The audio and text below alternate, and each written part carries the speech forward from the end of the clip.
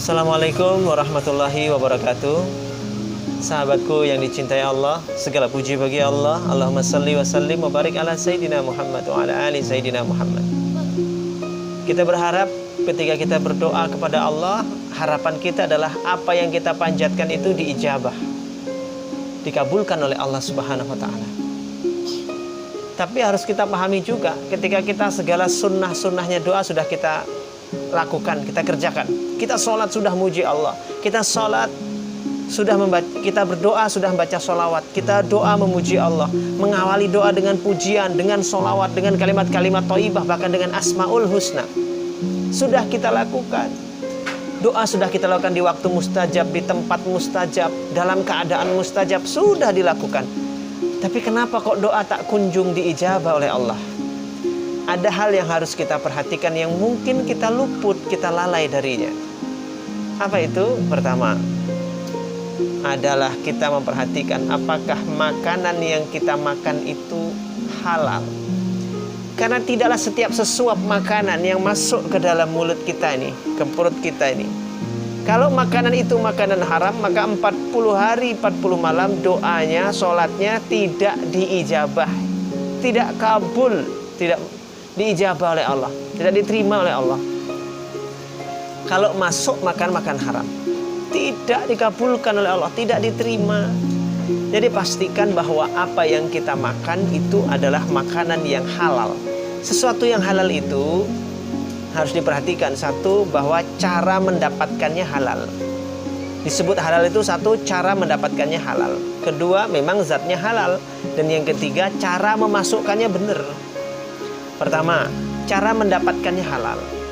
Ya, dagang itu halal, bisnis jual beli halal, menjadi pegawai itu halal. Menjadi haram kalau cara-caranya nggak benar. Dia nipu orang dalam dagang, dia korupsi, kolusi, dia nyuap, dia korupsi markup, menilep harta rakyat, atau ya disogok atau apapun istilah-istilahnya. Dia menggunakan dengan cara-cara yang haram, mencampur adukkan barang-barang itu, mencampur supaya barangnya murah. Dia jualan madu tapi madunya dicampur dengan air. Dia jualan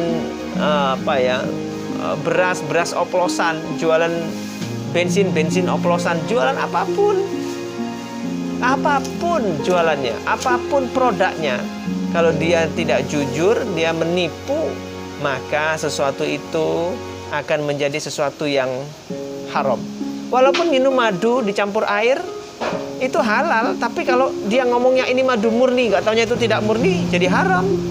Karena cara jualannya nggak benar, walaupun zatnya halal.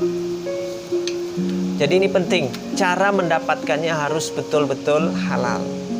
Maka perlu belajar cara bisnis, cara dagang, cara bekerja.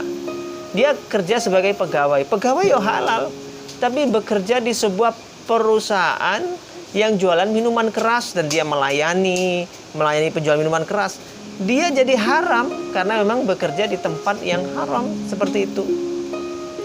Jadi hati-hati, bekerja di diskotik yang tempat-tempat mesum begitu, tidak barokah pekerjaannya. Nah itu harus hati-hati. Pastikan cara mendapatkannya halal. Kedua, zatnya memang halal. Betapa banyak sekarang orang jualan ayam tiren, ayam mati kemarin. Jual belinya halal, dia menjual barang itu halal. Caranya jual beli, dia jualan itu halal. Tapi yang dijual itu barang haram, hewan sudah mati, nggak disembelih, dijual. Jadi sudah mati baru disembelih. Jadi disembelihnya itu setelah hewannya mati, bukan setelah disembelih hewannya mati.